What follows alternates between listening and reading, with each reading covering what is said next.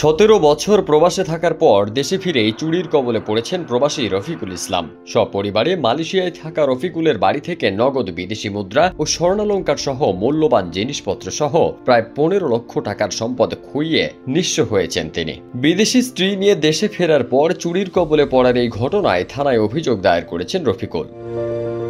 250টিরও বেশি design option নিয়ে Walton smart fridge, বোঝে আপনার প্রয়োজন।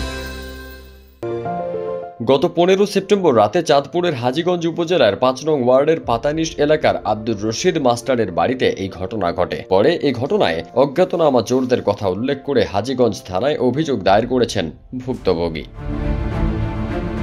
প্রবাসী রফিকুল ইসলাম বাংলাদেশি নাগরিক হলেও তার স্ত্রী নূর হাফিজা মালয়েশিয়ান নাগরিক। তিনিও এসেছিলেন বাংলাদেশে বেড়াতে। তবে এই চুরির ঘটনার পর তিনি আবারও বাংলাদেশে আসবেন কিনা তা নিয়ে দ্বিধা প্রকাশ করেছেন।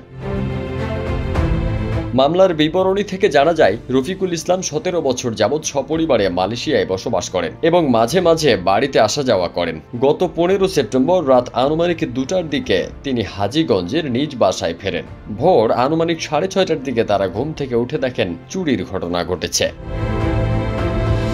ওই অভিযোগে আরও বলা হয়েছে, চুরি হওয়া মালামালের মধ্যে রয়েছে মালয়েশিয়ান 11,500 রিঙ্গিত, মার্কিন $100 নোট, 1000 US ডলার, 2 ভরি ওজনের 3টি স্বর্ণের আংটি, 2.5 ভরি ওজনের 2টি সোনার চেন, 2.5 ভরি ওজনের একটি সোনার ব্রেসলেট ও একটি স্মার্টফোন সহ সর্বমোট 14,80,000 টাকার মালামাল চুরি হয়েছে। এ ব্যাপারে হাজীগঞ্জ থানার উপপরিদর্শক SI আতিকুল ইসলাম জানান, সন্দেহভাজন কারা সে ব্যাপারে তথ্য না থাকায় জিও লোকেশন ব্যবহার করে অপরাধী কারা ছিলেন তা শনাক্তের চেষ্টা করা হচ্ছে।